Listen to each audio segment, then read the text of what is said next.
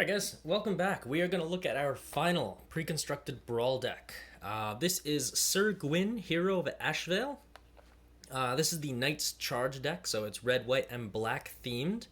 We're going to take a look at what these cards are. I'm assuming it's going to be a Knight and Equipment theme, which there's probably some good stuff in here that we want to take a look at and, just see what we get out of it. So, let's dive in.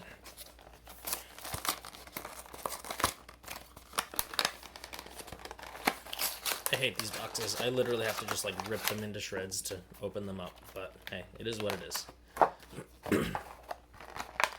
Okay, so the front-running card, the commander for this deck, Syr Gwen, Hero of Ashvale. 3 red, white, and black for a 5/5 with Vigilance and Menace. Whenever an equipped creature you control attacks, you draw a card and you lose 1 life. Not bad. I think that's a pretty fair trade-off. And equipment you control have Equip Knight 0. So this makes all of your equipment stuff cost nothing. That's pretty sweet, especially if you want to set up an attack, swing through, second main phase, re-equip everything onto your other creatures to defend, or anything of the sort. So, Syr Gwen looks like it could be a pretty fun commander deck, very combat-oriented, which not a lot of people do these days. But yeah, let's see what we can see what comes with this set. Alright. You guys know already. Oh, what is this? Hello, please open before playing. I have never seen one of these before. Let's see what this is. I'm a little excited because I have no idea what this is. So open before playing. Alright, what is it?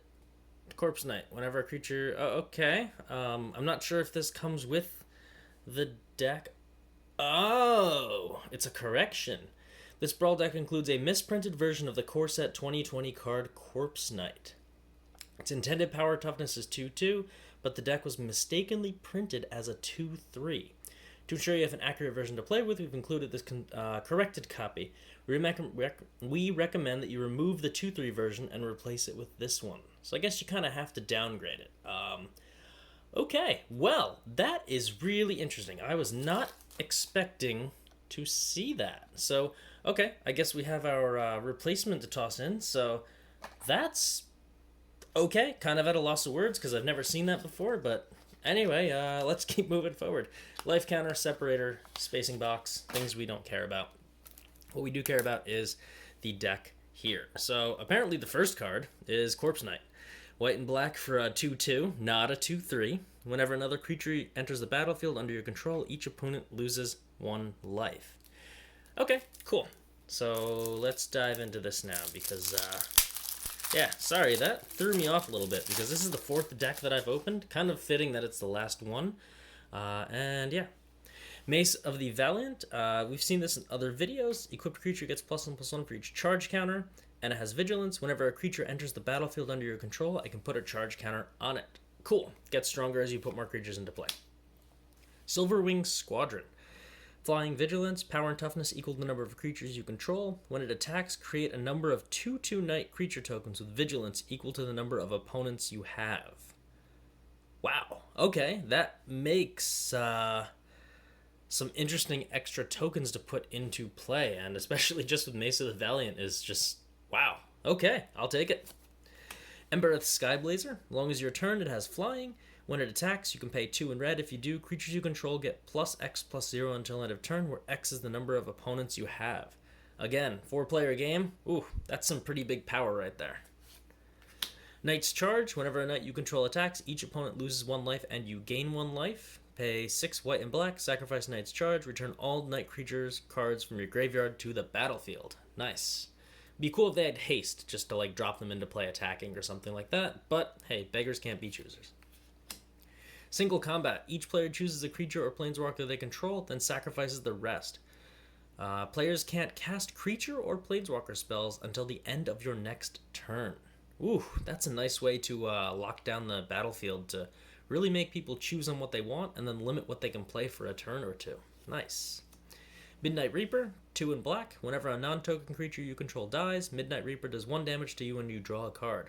Hey, drawing cards are great.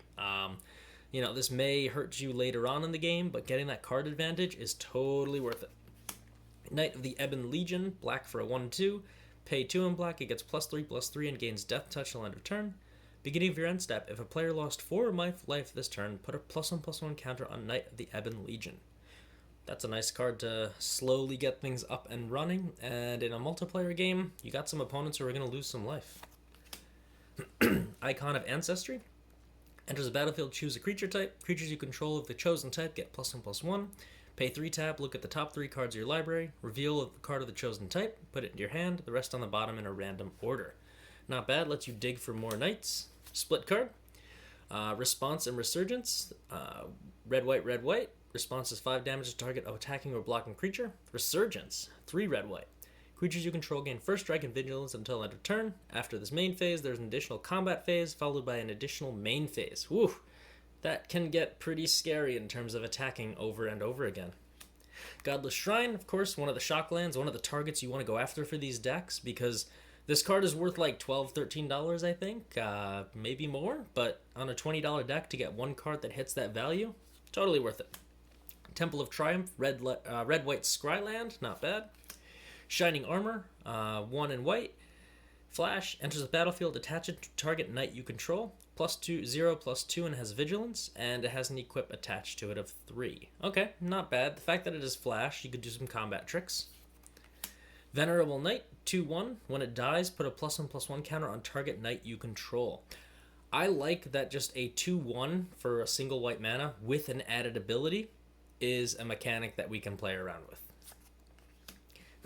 Bell of the Brawl, 3/2 for 3 mana. Menace, whenever Bell of the Brawl attacks, other knights you control get +1/+0 until end of turn. Beef up those knights so that hit is much harder. Cool. Foulmire Knight, just a 1/1 death touch, but it also has the adventure mechanic. You draw a card and you lose 1 life. That's pretty darn good as well.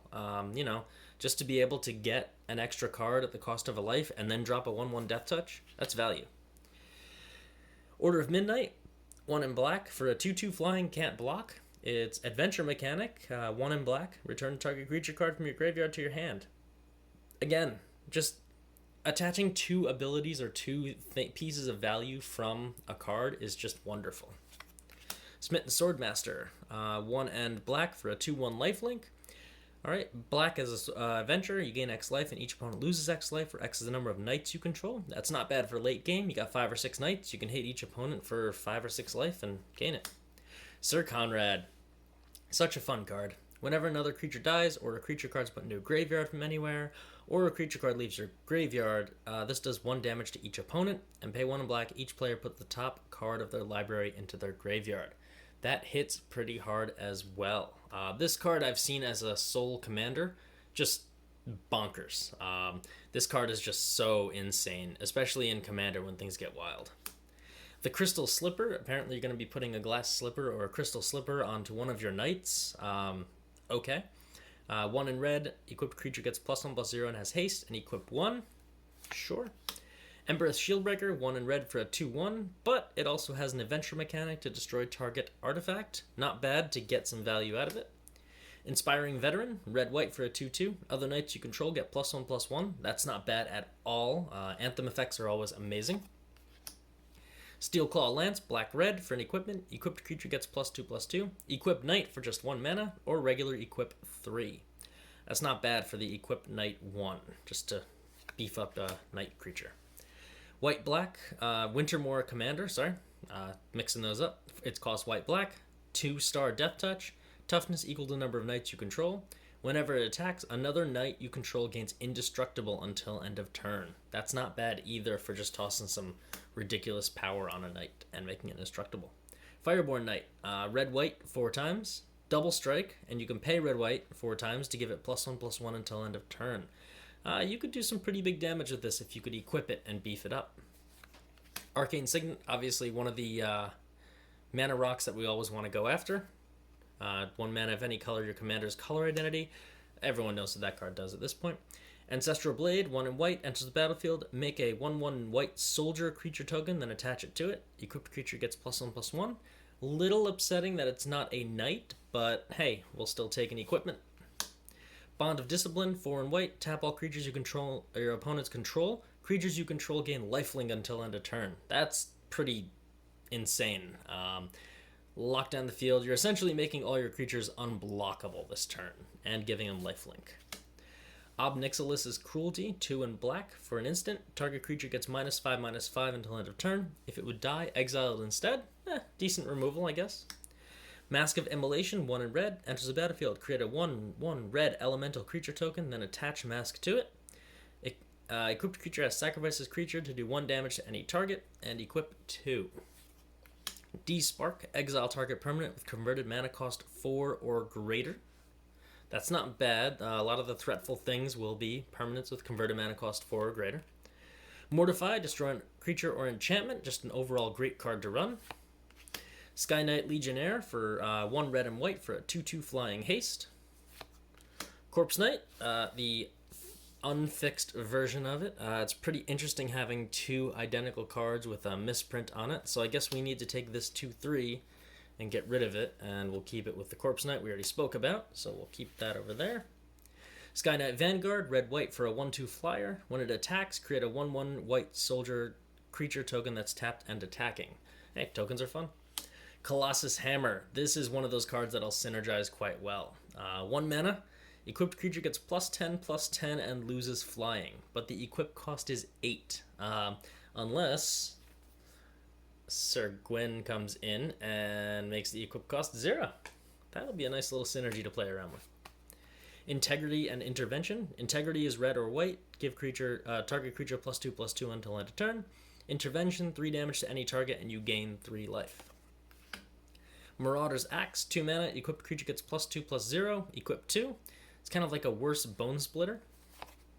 And we're on to the lands. 1, 2, 3, 4, 5. Plains. 1, 2, 3 swamps. 1, 2, 3, 4, 5 mountains.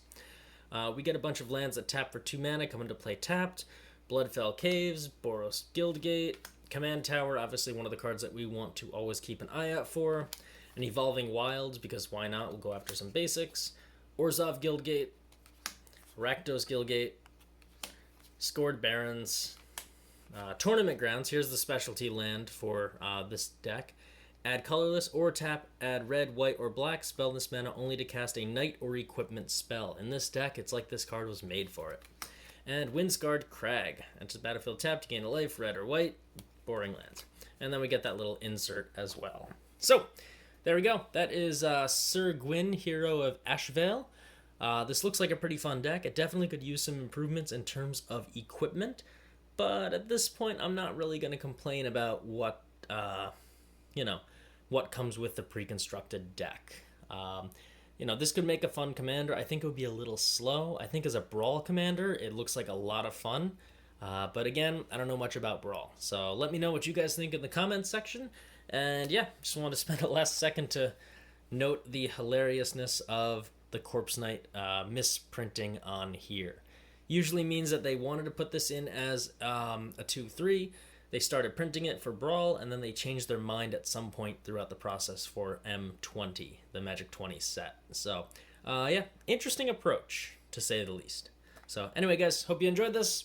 Leave some comments, subscribe if you like, and give me some more ideas for Magic the Gathering videos, because I'm having fun making them, and I'm trying to step up my game. So, yeah, thanks for watching. Have a great day.